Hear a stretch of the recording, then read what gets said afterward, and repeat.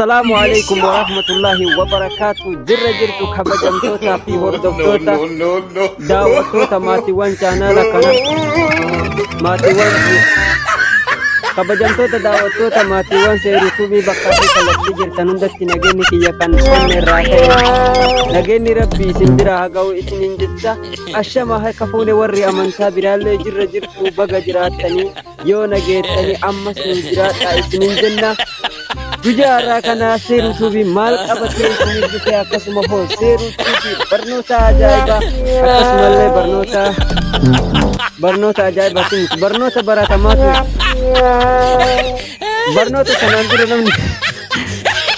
barnoota kanaan dura namni barsiisaa ture jechuudha. Barnoonni kunillee namoota hedduu barsiisee garuu namni hedduun isaa appii kana baay'een barsiifne jechuudha. Kanaaf irraa appii ajaa'ibaa appii bareedaa qabadhee isiniif dhufe. Appilikeeshinii guyyaa irraa qabatee seeruun isiniif dhufe kun yoo maali maqaan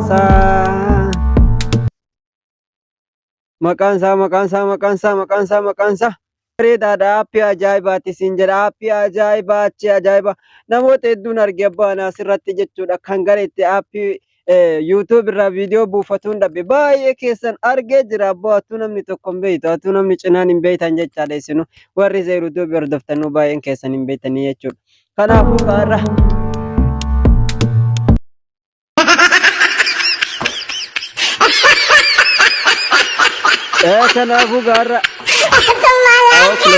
beeyniin kaayannu yaa oonurra laalina. Kanaafuu gaarra akkaataa itti appii kana buufattanii karaa salphaadhaan jechuudha. Karaa gaariidhaan karaa laafaadhaan jechuudha. Karaa laafaadhaan akka itti appii kana gabbuufattanii viidiyoo feeta YouTube irraa ittiin gabbuufatuu dandeetta. YouTubeis ta'e Facebookis ta'e ni buusa jechuudha appiin kuni. Kanaafuu akka itti irraa buufattanii isinitti argisiisa. Ambar seeruutuubiidha.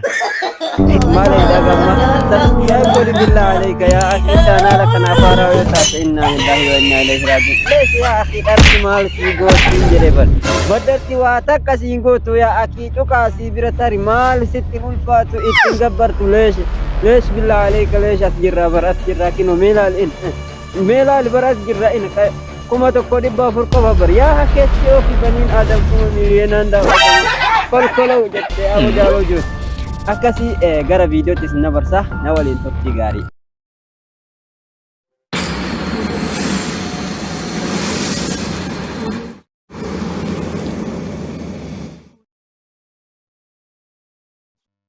Egaa kabajamtoota daawwattoota maatiiwwan chaanala seeruutuubii erga gara viidiyootti isin dabarseen booda jechuudha. Viidiyoo YouTube irraa buufatuudhaaf appii isa kana jechuudha. Appii isa kana kinoo appii diimaa kana dhugaa wallahi saffisaan siif buusa. Akkasumallee saffisaan siif buusa jechuudha. Ammallee sin dhibu jechaadha. Karaa lama qofa bakka lama qofa dhoyitee gabbuufattaa jechaadha. YouTube irraa bilbi waan feete viidiyoo feete fiilmii feete jechuudha appiin isa kana. Appiin kuni garuu eessatti argama yoo naan jettee appiin kinoo asitti argama kiroomii keessatti. Pilaastorii keessa yoo seentee fakkeenya pilaastorii keessa seenee si argisiisa. Pilaastorii keessaa normaalii isaa argatuu hin dandeettu jechuudha. Kanaafuuyyuu karaa laafaadhaan jechuudha asirraa akka buufattanii isiniin jedha. Pilaastorii keessaa argatuu hin dandeettan. Pilaastorii keessaa hin jiru jechuudha. 4G malee normaaliin isaa hin argamu. Pilaastorii keessatti kinoo isiniin argisiisaa jechaadha. Isiniin argisiisaa jechaadha. Kana hundi kun hundi garuu isuma fakkaata. Tokko nagaan siif buusu jechaadha. Viidiyoo siin buusu tokko soba jechuudha. Kun hundi isaa wallahi an kana hunda laalee dadhabe akira si dhiiru akkuma kiyya kan namni biraallee wayi rakkataaraa jedhe akka tasaa viidiyoo kana appii kana argee jechuudha. Kanaayyuu asirraa dhabeetti maqaa isaa namarraa dhaga'ee jechuudha. Asirraa dhabee kiroomii keessaan buufadhee jechuudha. Namoonni gariin ammoo wanti ni barsiisan snaaptuubii illee ni buusaa jechaa jiran. Ani snaaptuubii waggaa tokko dura malee amma itti fayyadamee hin beeku jechuudha. Kanaaf appii kana amma gara irraa buufattan isinitti argisiisa. Google kiroomii keessa seentanii jechuudha. Amma Google kiroomii keessa haaseennu.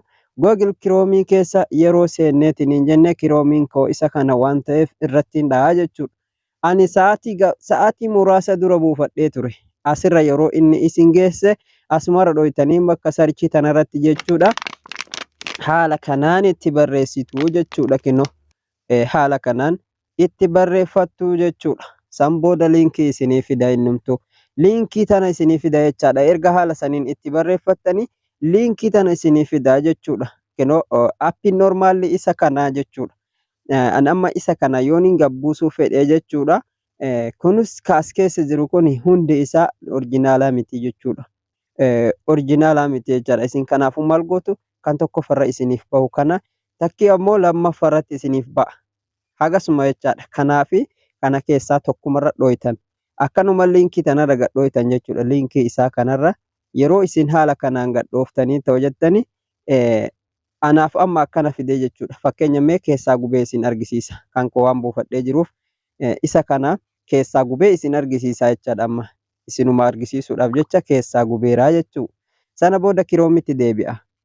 Kiroomitti yeroo deebi'u karaa laafaadhaan akka itti gabbuufattaniif jechaadha. Kiroomitti deebi'ee jira. Amma irratti hin dhaha. Reefu isaa fi kiroominaaf baaseemi amma immoo isa qofa daawulood godhii naan jedha jechuudha. Kinoo haala kanaan naa fidaa jechuudha. Yeroo ani isarratti dha'ee haala kanaan naa fida. Isinis karaa kanaan isinii fida jechaadha. San booda maal gootanii asirra dhoytan firii daawulood bakka jettu kana irratti. Bakka tana irratti dhoytanii haala shabakaa keessaniitiin isinii buusaa jechaadha. Shabakaan keessan dafee oofa taanaan hatatamatti isiniif buusaa. Shabakaan oofu taanaan ammoo ni turaa jechuudha. Asirratti nuuf baasaa obsaan eegganna jechuudha haga inni baasu. Ergasii daawulood kan jedhu kana dhoytan. Yeroo isin asirra dhoytan gubbarratti isiniif baasa. Kinoo asirratti amma gabbuusutti jira jechuudha. Asirratti naaf fidee jira kunoo maqaa isaa viidimeetti jedhee asirra naaf baasee jira jechuudha. Wallahi akka ajaa'ibatti gabbuufattan karaa laafaadhaan karaa laafaa ajaa'ibaa kan jechuudha. Karaa salphaadhaan achitti YouTube irra buufattanii illee isinittan argisiisaa jechuudha. Ani obboleessi keessan Seer YouTube'n chaanaaluma kana qofa yoo subscribe gochuu hin dadhabina. Waan feetan asirratti baradha. Isiniif waan beeku nan barsiisaa jechuudha. Isinilleen akkasuma ammoo laayikii fi koomentii fi telegiraamii illee haa ta'u aappii barbaadan irratti waanuma garee ta'ellee haa ta'u garee illee taanaan feesbuukii qabdan irratti tiiktookii qabdan irratti liinkii koofannisaa olii gatte. Akkas isiniin jedha amma gabbuudhaaf kalaa'ee jira jechuudha. Parsantii muraasatu hafe hanga inni san gabbuusu walumaan eeyinaa jechuudha. Amma gabbuusuu ka'utti jira jechaadha. Gabbuusuudhaaf dhihaate ooppiin jechuu malee homtuu nafne jechuudha. Kinoo asirratti isinii baasaa akkaataa ittiin buufattan jechaadha. Kinoo tiktook irrallee ni buusa. Waan feetan irraa isinii buusa jechaadha. Kinoo asirrallee kinoo haala kanaan as keessa kinoo kan yuutuubidha. 720 irratti isinii buusa viidiyoo dalga ciisu kan filimaa haa ta'u. Amma naaf buusee jira jechuudha. Kinoo asirratti ooppiin jedhee naaf fidee jira. Asirratti illee kinoo naaf buusee jira jechuudha. Isa kana irratti gad dhooyne yeroo tokko. Sana booda install kan jedhu ka fuulduraa kanarra dhooydanii ergasii obsaan eeggattu jechaadha.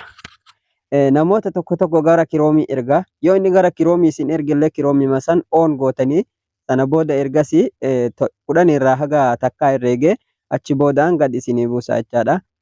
Kiyya amma kinoo asirratti naaf fidee jira jechuudha. Ooppiin jedhee yoon seene viidiyootti na baasaa jechuudha. Kanaaf ooppiin gootanii obsaan eeggattanii jechuudha. Kinoo takka irraa haga 100 herreegee achi boodaan eegasii as na dabarsaa jechuudha. Kinoo 80 dha'e. Haala kanaan eeginni as isin dabarse amma gara yuutuubii deemnee viidiyoo tokko buusee isin argisiisaa jechuudha. yuutuubii keessan seena.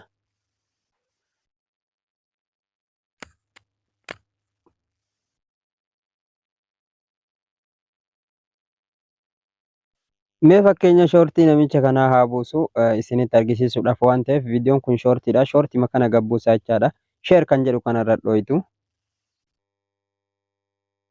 Akka shabakaa keessaniitiin gaadafisee isinii buusaa jechuudha. Kiyya shabakaan taabaana waan ta'eef akkana na godhaara.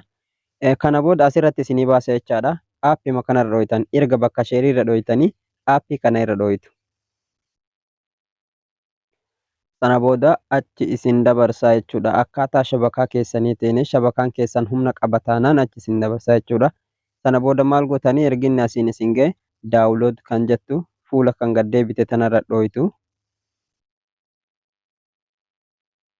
Ergasii kunoo haala kanaan isinii buusaa jechuudha. Yeroo inni haala kanaan isinii fide maal gootanii yoo shoortii ta'e yoo tiktookii ta'e kanarratti isinii baasa jechaadha 360 irratti. Yoo ammoo viidiyoo orjinaala ta'e jechaadha kan yuutuubiidha 720 irratti isinii buusa jechaadha. Sana booda daawulood kan jedhu kana dhooytan.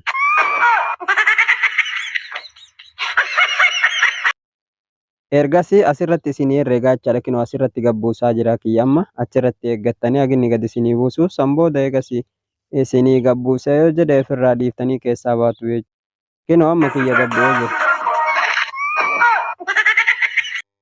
Haala sanaan gad buufattanii jechuudha. Barnoonni guyyaa irraa qabadhee isiniif dhufee kan hanga ammaatti daawwattanidha. Waan hanga ammaatti na hordoftaniif horaa bulaa dheebanaa nagayaan tura.